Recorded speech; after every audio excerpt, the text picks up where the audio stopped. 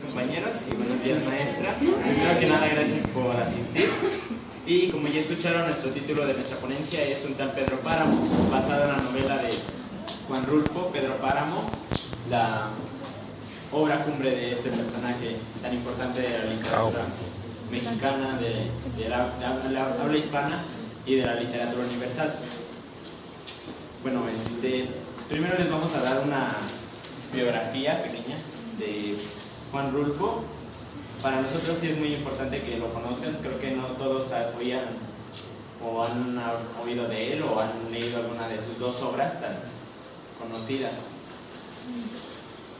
Juan Rulfo nació el 16 de mayo de 1917.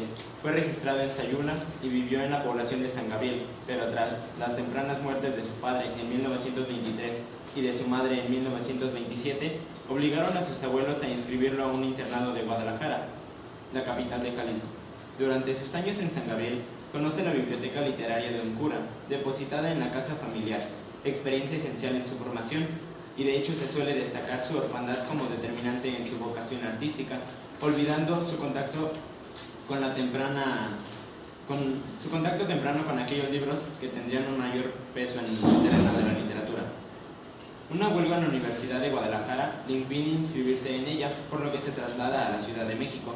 Asiste a cursos en la Facultad de Filosofía y Letras y se convierte en un conocedor de la literatura histórica, antropológica y geográfica de México. Durante las décadas de 1930 y 1940 viaja extensamente por el país, trabajó en Guadalajara y en la Ciudad de México y comenzó a escribir sus cuentos y a publicarlos gracias a su amigo Efrén Hernández, que es también un escritor muy reconocido de México. En esos mismos años se inició como fotógrafo. En 1952 obtuvo la primera de sus 2 becas consecutivas en el Centro Mexicano de Escritores, fundado por la estadounidense Margaret Shedd. Sin duda, una persona también determinante para que Rulfo publicase en 1953 El llano en llamas y en 1955 Pedro Páramo, que lo consagran como un clásico de la lengua española. Las 2 últimas décadas de su vida las dedicó Rulfo al Instituto Nacional Indigenista, donde se encargó de la edición de una de las colecciones más importantes de antropología contemporánea y antigua de México. En 1983 obtuvo el Premio Príncipe de Asturias y finalmente, el 7 de enero de 1986, a causa de un cáncer de pulmón, fallece en la Ciudad de México. Ahora les voy a dar una pequeña introducción también a su obra. En sus obras se presenta una combinación de realidad y fantasía, cuya acción se desarrolla en escenarios mexicanos. Sus personajes presentan y reflejan el tipismo del lugar, con sus grandes problemáticas socioculturales entretejidas en un mundo fantástico.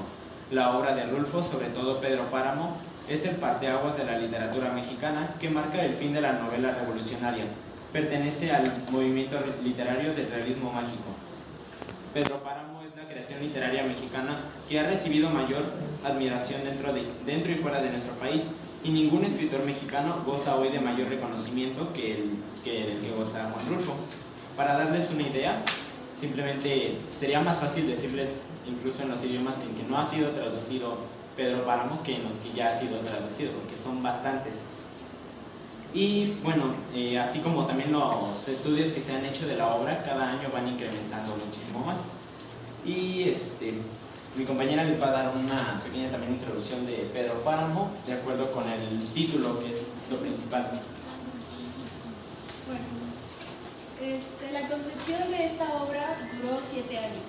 De 1947 a 1954, aproximadamente en 1955, se estaba entregando el primer escrito mecanográfico al Fondo de Cultura Económica, que fue el que imprimió como tal Pedro Páramo. Bueno, considero que es importante que conozcamos un poco de la historia previa y los cambios que sufrió esta obra, porque en un transcurso de 7 años no se mantiene exactamente igual. Y para tener una noción de la temática que se maneja. Inicialmente tenía la idea de ponerle una estrella junto a la luna. ¿Por qué? Una estrella junto a la luna no solo remite a aquellas alturas que tanto le gustaba contemplar a Rulfo, sino que parece la traducción al español de esos topónimos del náhuatl que le gustaban. Él estaba muy apegado a este tipo de culturas. Por ejemplo, Totolimizpa que es el nombre que da en sus primeros bocetos de esta obra al lugar que después sería Comala, significa pájaro junto a la luna, de totol, pájaro, mestli, luna y pan, en osobre. Si tradujéramos el título original de la obra a la lengua de sustrato y de cultura indígena más importante de México, tendríamos aproximadamente un Citlalimipa, topónimo virtual de la obra en su fase embrionaria, es decir, cuando estaba iniciando. En la tradición náhuatl, la estrella junto a la luna al caer la tarde no es sino Xolotl, una de las encarnaciones de Quetzalcóatl. La luz de la estrella vespertina es la única que permite a los muertos salir y confundirse con los vivos. No sé si hayan ya leído esta obra, pero toda la temática redunda en este asunto. Que no entendemos en qué momento estamos con gente viva, en qué momento estamos entre los muertos, en qué momento todo es sombrío, el calor.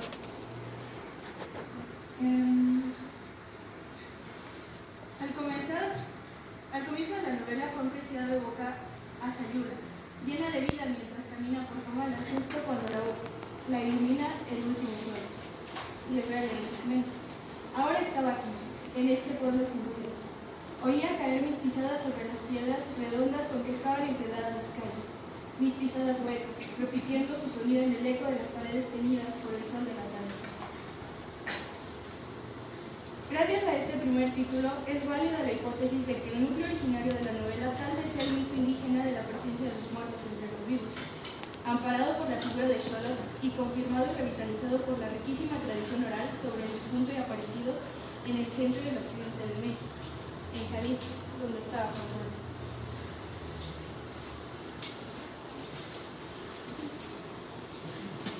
Bueno, desde la aparición de la novela de Pedro Páramo, numerosos escritores lo han reconocido bastante. Uno de ellos fue Carlos Fuentes, García Márquez, Borges, Günter Grass, Susan Sontag y Elías Canetti. De hecho, voy a citar a Borges con una frase que dijo cuando terminó de leer Pedro Páramo. Pedro Páramo es una de las mejores novelas de la literatura de lengua hispánica, y aún de toda la literatura. Y a decir verdad, no sé si sea por mis pocas lecturas, pero para mí sí es la mejor novela de la literatura hispánica.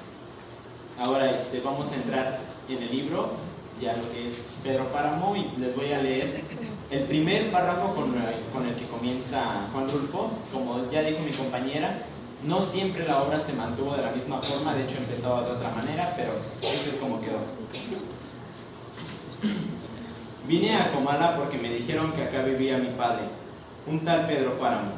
Mi madre me lo dijo, y yo le prometí que vendría a verlo en cuanto ella muriera.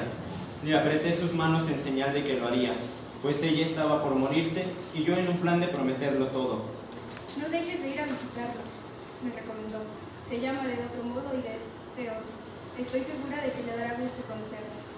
Entonces no pude hacer otra cosa sino decirle que así lo haría, y de tanto decírselo, se lo seguí diciendo aún después de que mis manos les costó trabajo zafarse de sus manos muertas. Bien. Bueno, no sé qué tan impactante les haya parecido el inicio, al menos a mí me parece que tiene la capacidad de atrapar el lector, ¿no? Esta conjunción entre el hijo que está perdiendo a su madre, la tiene entre las manos, la madre pidiéndole que busque a su padre que los tuvo en el olvido. Bueno, Rulfo es un autor afiliado a la temática rural, describe el ambiente popular, no aporta soluciones ni toma ningún partido. Busca dentro del oscuro y deprimente temas y personajes para hacer literatura. Y más que un relator de miserias, es un reportero que alimenta sus noticias con los hechos que se le presentan con mayor facilidad y frecuencia. La forma de alternar hechos reales y fantásticos es lo que más pronto provocó rechazos.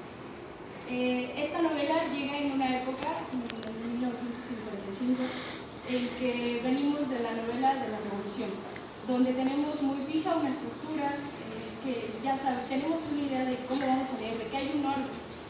Y al momento de que llega Pedro Páramo nos encontramos con relatos desilvanados, podría decirse.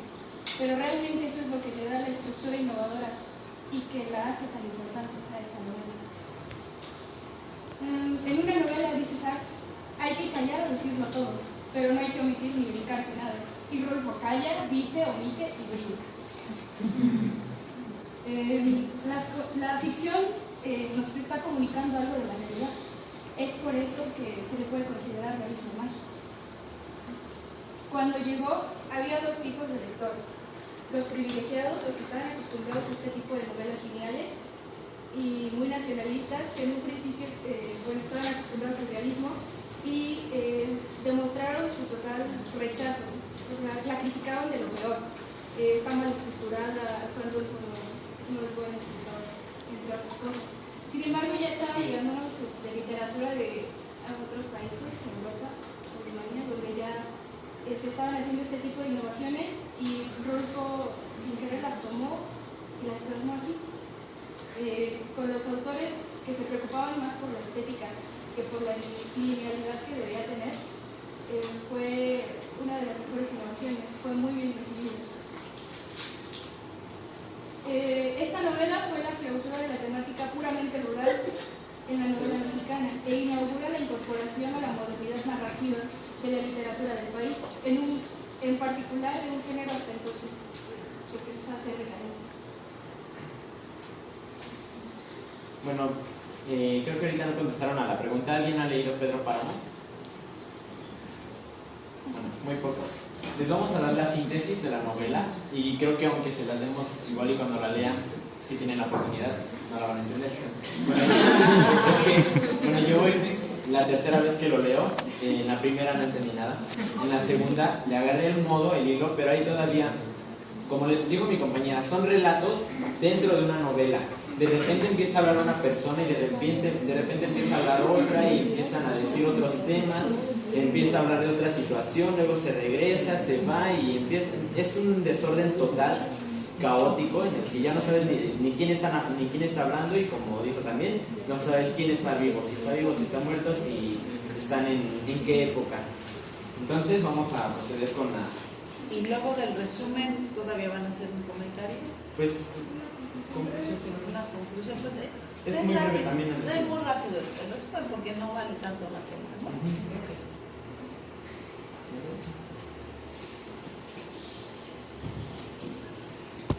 Esta novela es la historia de un cacique local, ejemplar prolífico del campo y de la política mexicana, en la época de la Revolución. La vida de este personaje se va reconstruyendo retrospectivamente en un mundo fantástico de un pueblo cuajado de leyendas, de almas en pena, de muertos que viven. El reconstructor es uno de tantos hijos olvidados de este ranchero, Juan Preciado. Este hombre de campo vuelve al pueblo, a los orígenes, para buscar a su padre, cumpliendo una promesa hecha a su madre ya fallecida. Este Juan encuentra un pueblo fantasma llamado Comala, junto al cual está asentada la hacienda de la Media Luna. El tal pueblo ha sido abandonado por los vivos y poblado por los recuerdos, los muertos, que al conjuro de Rulfo van deshebrando el rosario de los males, de crímenes, de situaciones penosas acaecidas ahí. Juan encuentra un pueblo ahito de pesimismo y de tristeza, de maldad y de pecado, donde nadie se acuerda de sonreír y se puede decir que casi ni siquiera de hablar. Bueno, las demás historias tan pequeñas como les decía no son igual tan importantes de mencionarlas ahorita, pero en sí la trama gira en torno a Pedro Páramo, el personaje principal. Su hijo Juan Preciado es el que lo va a buscar a este pueblo ya perdido, olvidado, solamente lleno de muertos. Llega y la primera persona que se encuentra está muerta, la segunda también, y así con todas las que se va encontrando. Entonces, estas personas le van contando esa historia y se van contando a sí mismas y le van contando al lector lo que ocurrió en ese pueblo. Y es que Pedro Páramo se enamoró de una chica llamada Susana cuando eran niños, pero después su padre resulta que se la lleva muy lejos del pueblo y Pedro Páramo sufre mucho por querer verla otra vez, y aunque tuvo muchísimas mujeres y dejó hijos regados por todas partes y uno de ellos es Juan Preciado, no le importaba, él quería a Susana, solamente a Susana, y a todo el pueblo le decía, es que ¿qué tiene esa tipa? Está loca, y ni siquiera le hace caso, ni siquiera está aquí, ¿por qué la quiere teniendo tantas mujeres aquí?